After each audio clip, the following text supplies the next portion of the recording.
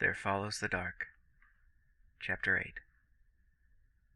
Lux sat cross-legged outside the treehouse and watched in rapt fascination as her bed was carved. It wasn't a quick process. The materials were still needed, and the dust from the carving had to be cleared away repeatedly, but it was coming along nicely. Back in the house, Jinx stood in the center of the den in front of the table where she had perched Pow Pow. Jinx held her arms outstretched, and her eyes closed as her fingers twitched like she was controlling the strings of an impossibly intricate marionette. Around her, hundreds of wisps floated like candle flames of baleful light. A single wisp could be a lethal trickster in the night, and Jinx was controlling hundreds by focusing them through Pow Pow. A wisp hive, Ash had called him. Lux didn't need to be a scholar of dark arcana to guess what that was.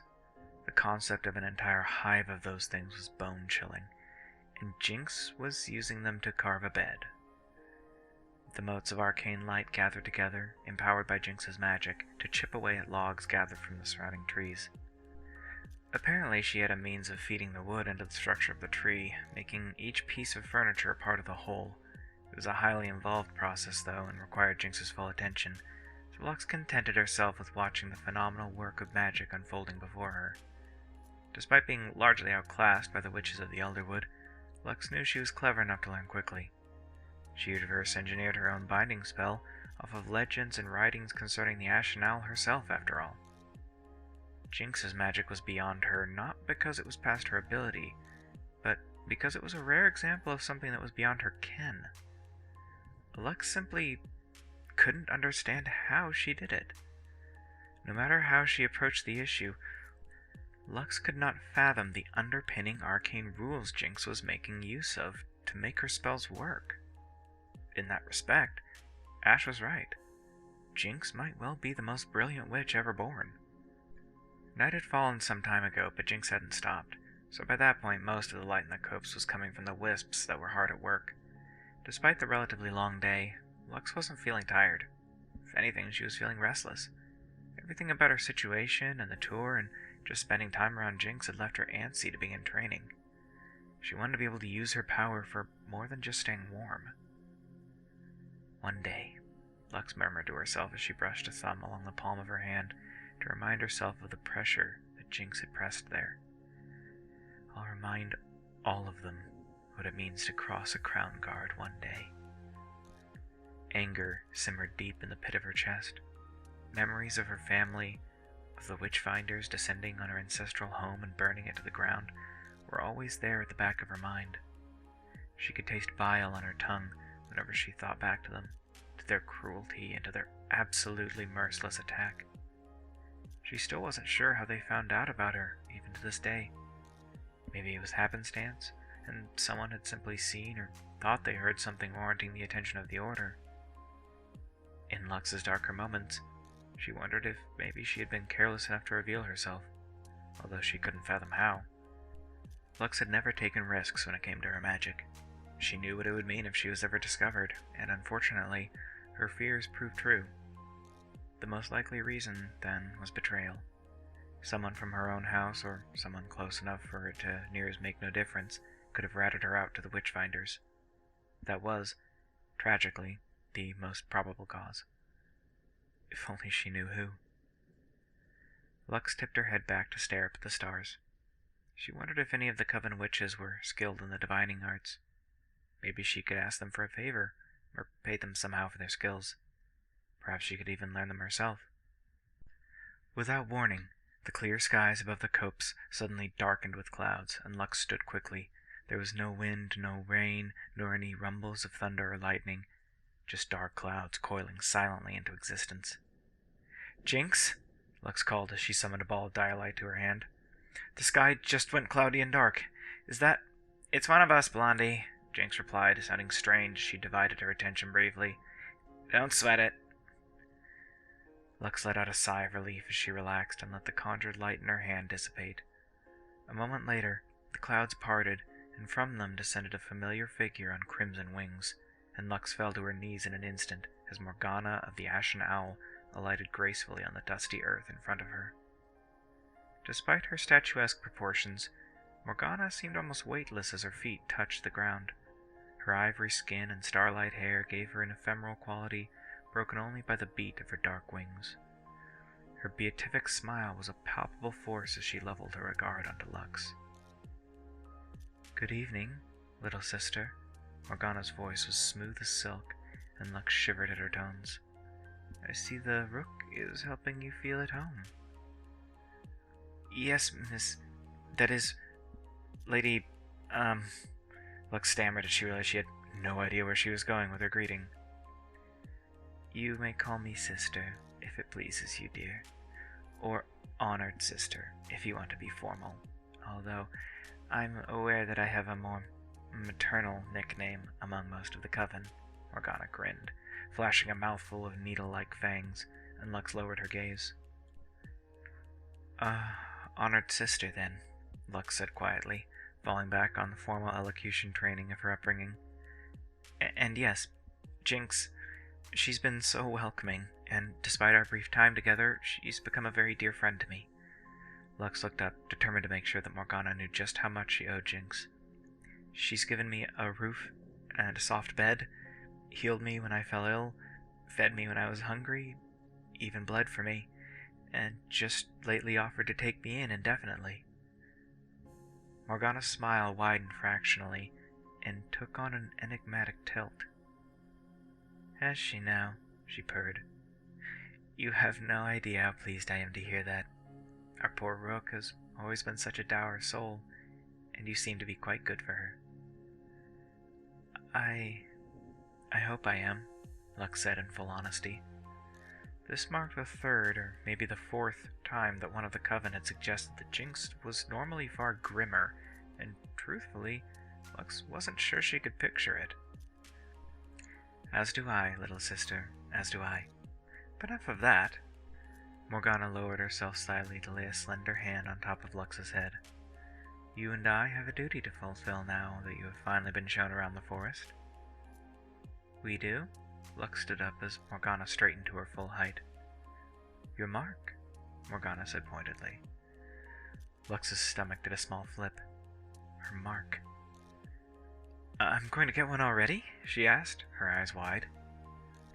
"I'm told one of the Elderwood spirits has shown interest in you, and so you have been summoned." Nodding, Lux bowed her head. "I'm most grateful, honored sister, for this opportunity." Morgana chuckled lightly as she patted Lux's head again before lowering her hand. "You owe me no gratitude, little sister. Your selection was not my doing," she said briskly. "Now, get your cloak. We must away quickly, for the old gods and spirits are not renowned for their great patience with mortal witches." "Of course," Lux sketched a short bow before turning to slip inside the treehouse. She clicked at her boots and gloves before throwing on her cloak, then sidled up to Jinx, who was still standing stock still, save for her twitching fingers as she controlled the movements of the wisp hive. "Jinx, I've been called to receive my mark," Lux said in a low voice. The last thing she wanted was to make Jinx lose her concentration entirely. One of Jinx's eyes twitched, then opened, and her black pinned gaze fixed on Lux evenly. "Yeah?" Her voice was distant. "Good luck with that, Blondie. I'll be right here when you get back." Lux frowned. Aren't you coming with me?" Jinx closed her eye and shook her head. "Can't. No one can." "No one? You went alone too?" Lux asked. "She found her way there alone, as it happens." Morgana's voice came from the door, and Lux looked up at her in surprise. Morgana was almost comically large as she ducked down to slip into the treehouse.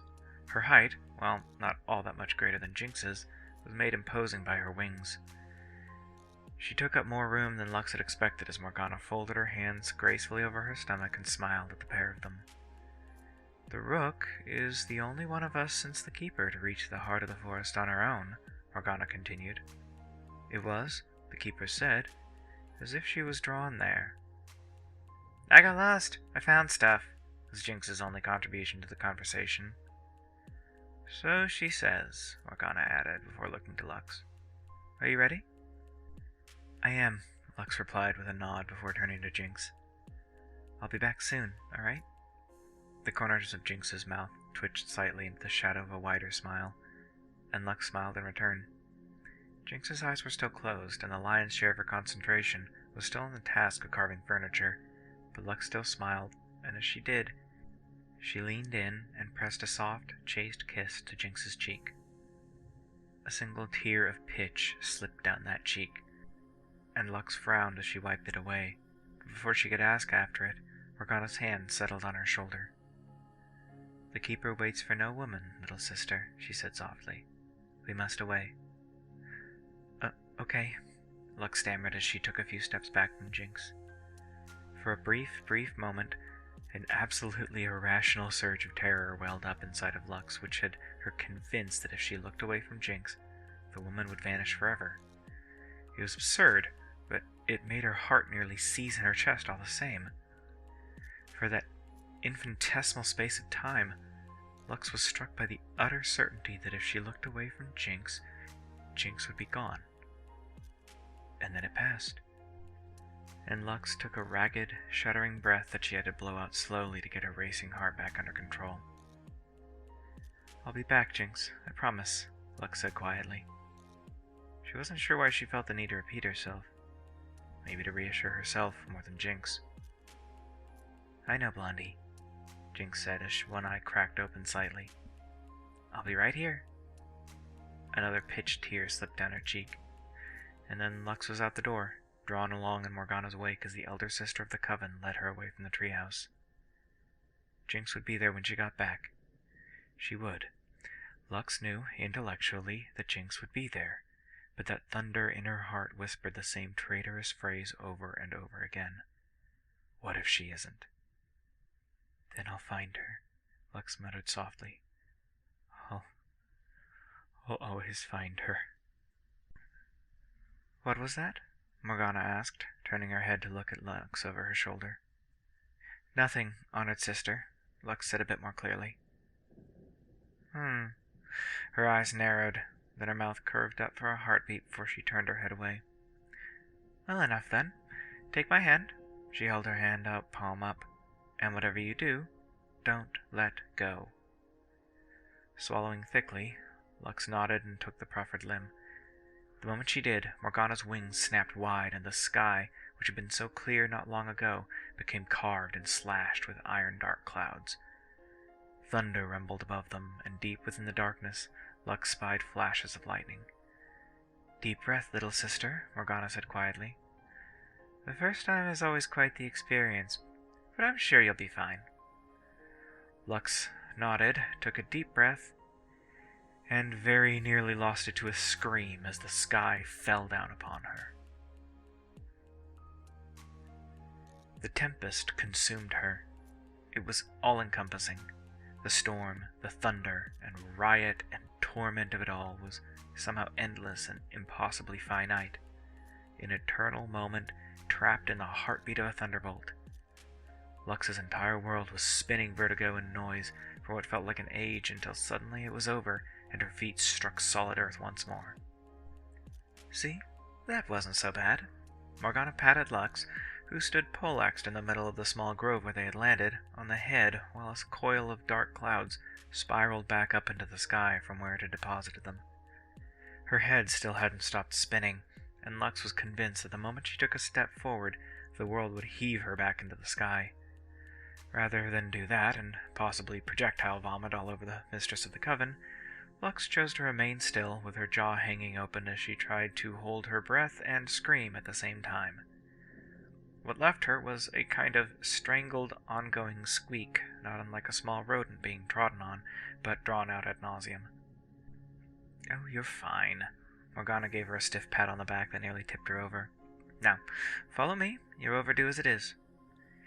Shakily, Lux took a stuttering step forward as she tried to conceive of some way to get herself back to Jinx's treehouse that did not involve doing whatever that was ever again, but the more fatalistic part of her suspected that she was going to have to suffer through it at least once more. "It was like being launched into a thunderstorm by a trebuchet," Lux said weakly as she caught up to Morgana. "Really?" Morgana tapped a finger against her bottom lip. "I always likened it more to being pitched off of the top of a mountain peak into a hurricane by a frost giant. It's more of a..." She made a low, swooping arch with one hand. downward motion, you see? I suppose I do, Lux replied. In fairness, it's far more tolerable when you have wings, she said with a mischievous smile as she gave her crimson wings a few demonstratory flaps. Lux nodded as she swallowed back her gorge once again.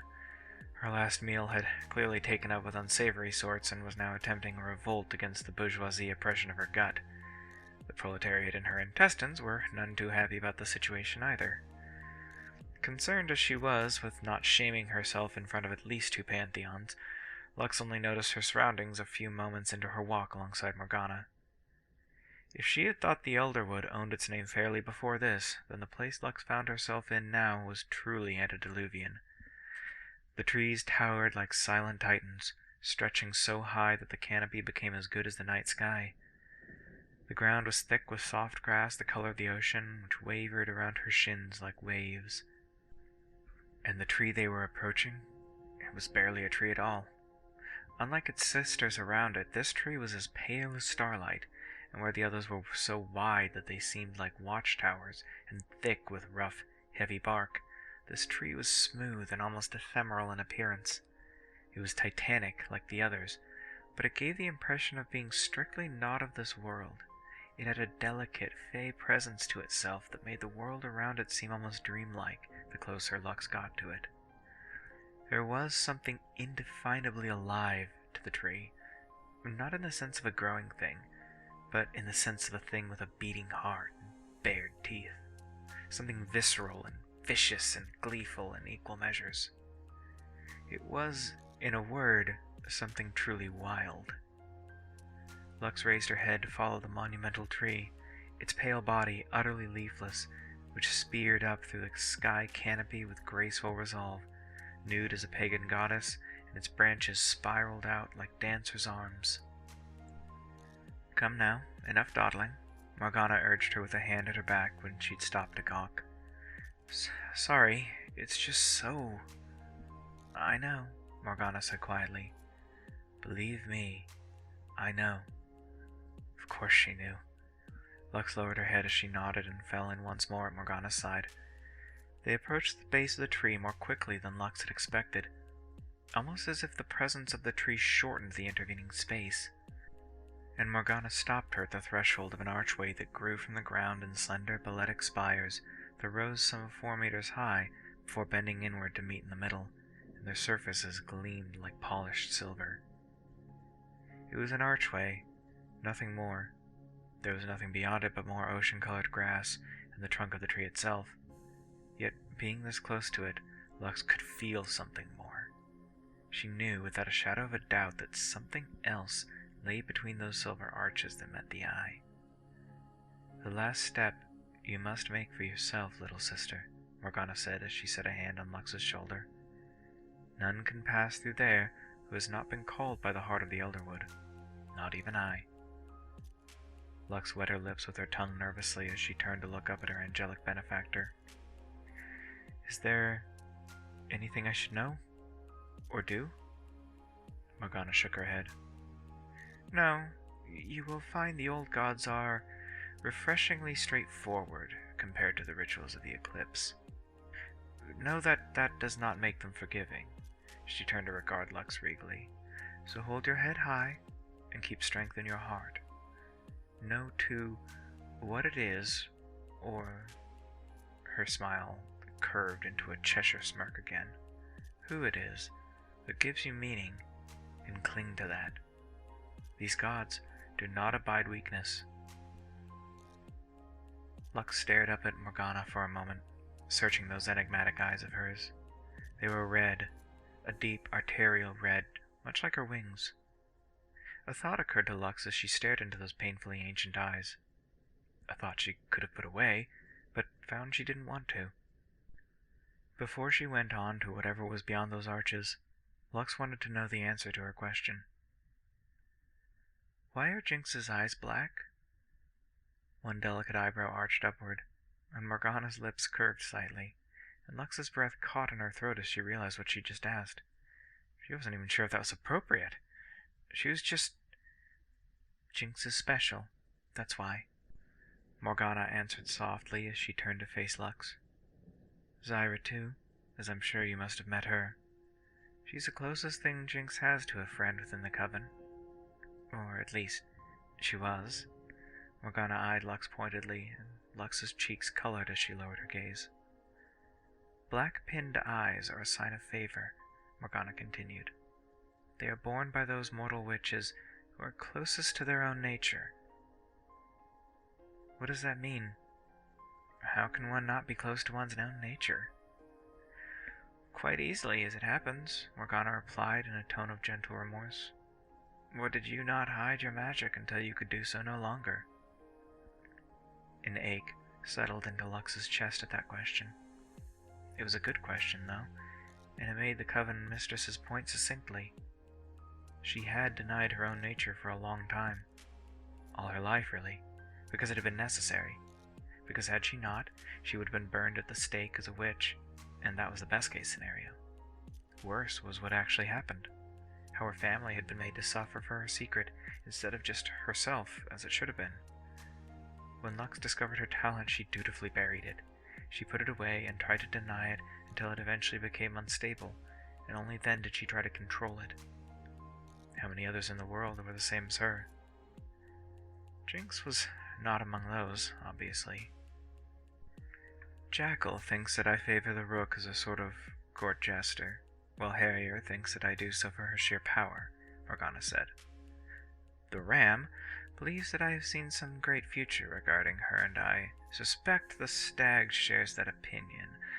So tell me, Morgana's gaze bored into Lux's eyes. Tell me why you think I favor the Rook. Are you saying the others are wrong? Lux ventured.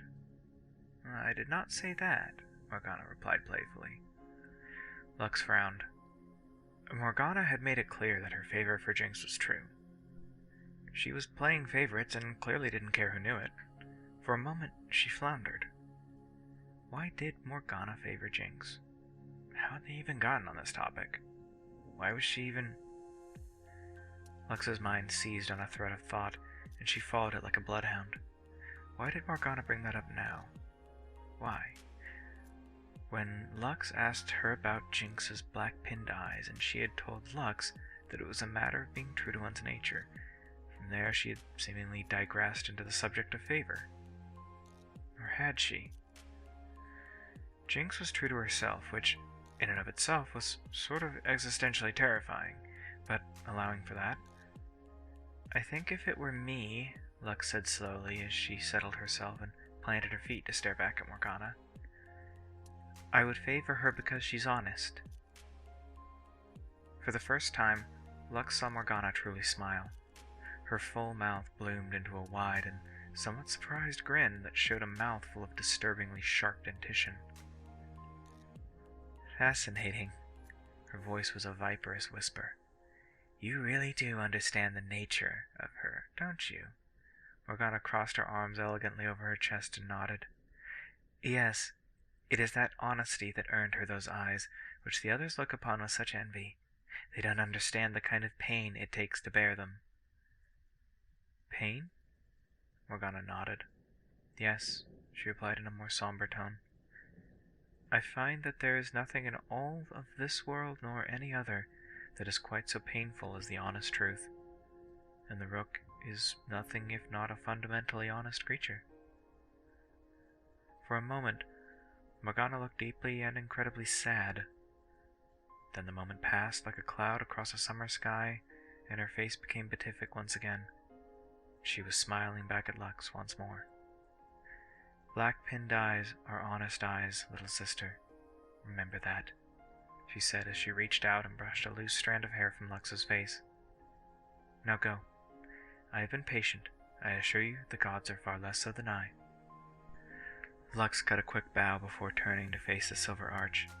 That feeling in the pit of her stomach returned, the sensation of alienating other that seemed to emanate from the spaces within the threshold.